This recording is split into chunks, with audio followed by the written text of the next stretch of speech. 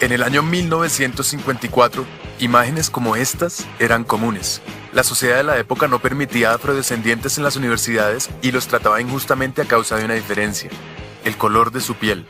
Por ejemplo, les tocaba sentarse en la parte de atrás del bus y no podían usar los mismos bebederos que usaban los blancos. Debían usar bebederos especiales, bebederos solo para negros. Durante muchos años, la población afrodescendiente vivió la injusticia de no tener garantizados los mismos derechos que sí tenían garantizados los que tenían la piel más clara.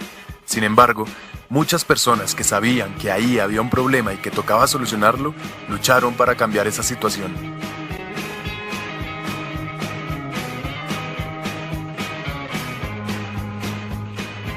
Después de algún tiempo y muchas luchas, en 1964 se aprobó el Civil Rights Act, un papel que dice que sí, los afrodescendientes sí tienen los mismos derechos que los blancos y no debe existir ninguna clase de discriminación en su contra.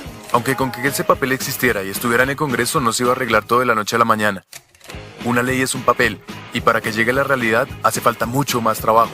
Es aquí donde recordamos personajes como Martin Luther King, como Mohamed Ali, como Malcolm X, como Tommy Smith y John Carlos, y bueno, como tantos otros que llevaron el mensaje de ese papel a la base de la cultura y realmente ayudaron a cambiar formas de pensar en los hogares norteamericanos y dieron pie para que algo como esto fuera posible, para que cupiera en la cabeza de los norteamericanos que un presidente afrodescendiente los podía representar a todos. Hoy en día el problema no se ha acabado, pero es solo una minoría la que insiste en un concepto tan salvaje y arcaico como el del racismo.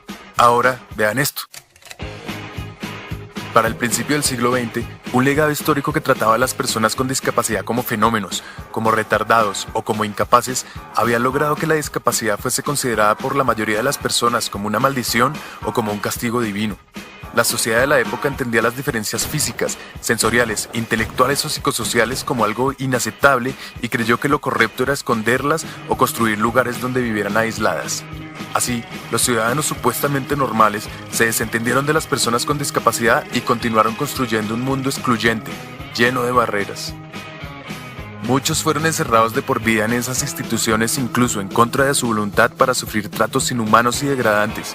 No se les permitía tomar decisiones y se les hizo creer que jamás podrían vivir por ellos mismos. Se les hizo creer que eran menos, que no eran suficiente. De hecho, se los llamó minusválidos. Durante la primera mitad del siglo XX, el pensamiento de los médicos era que las personas con discapacidad debían ser curadas de su enfermedad y que en el momento en que estuvieran sanos, volverían a ser parte de la sociedad. A punta de terapia, les hicieron creer que su problema se les quitaría, pero mientras ese día llegaba, ¿qué? En algunos lugares, hasta se esterilizaba a las personas con discapacidad o existían leyes que les prohibían casarse o incluso aparecer en público. La marca de la discapacidad se creó utilizando los mismos colores que los de un hospital y se pregonó con orgullo el nuevo y maravilloso concepto de la integración, pero en vez de incluirlos realmente, se los integró solo en una parte de la sociedad y así se inició una nueva forma de segregación, mientras que las personas con las discapacidades más complejas seguían presas en instituciones cada vez más inhumanas. Durante la segunda mitad del siglo, ya se tenía claro que eso era un problema y cogió fuerza un movimiento que buscó acabar con esa opresión.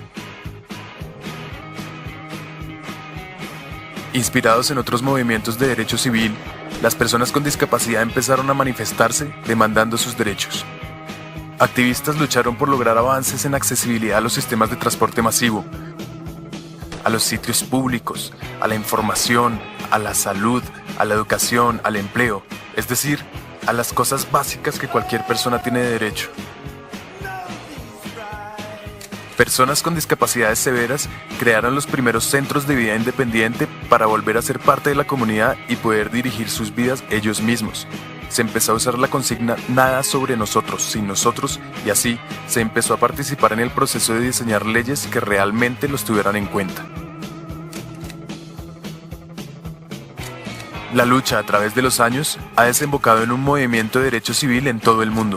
En los países desarrollados y en los que están en desarrollo, las personas con discapacidad demandan sus derechos, demandan su libertad y su igualdad de oportunidades. Y aparte de las leyes que en cada país se han ido desarrollando, en 2006 aparece la Convención de Derechos de Personas con Discapacidad de Naciones Unidas, un instrumento internacional que dice que la discapacidad no la tiene la persona, sino que resulta de la interacción entre personas con deficiencias y las barreras debidas a la actitud del entorno que evitan su participación plena y efectiva en la sociedad en igualdad de condiciones con las demás. Y al igual que un negro no tiene racismo, sino que el racismo aparece cuando un tipo señala a otro por el color de su piel, yo no tengo discapacidad, sino que la discapacidad aparece cuando yo debo de estar en igualdad de oportunidades con el otro. Lo que tienen las personas son algunas limitaciones que pueden sobreponerse gracias a ciertos ajustes que implementados garantizan la igualdad de oportunidades. Y pilas, son la sociedad y el gobierno los que tienen que garantizar estos ajustes. Si no los garantizan, estaríamos aceptando discriminaciones y abusos que a estas alturas no debemos permitir. Entonces, sabemos que no es ni exclusión ni integración lo que necesitamos, sino una verdadera inclusión social. Y es nuestro deber llevar las leyes que tenemos a la calle y producir el cambio de no ver a las personas con discapacidad como unos enfermos, sino como sujetos de derechos, ciudadanos como todos nosotros. Despierten, ayúdenos a cambiar esta situación.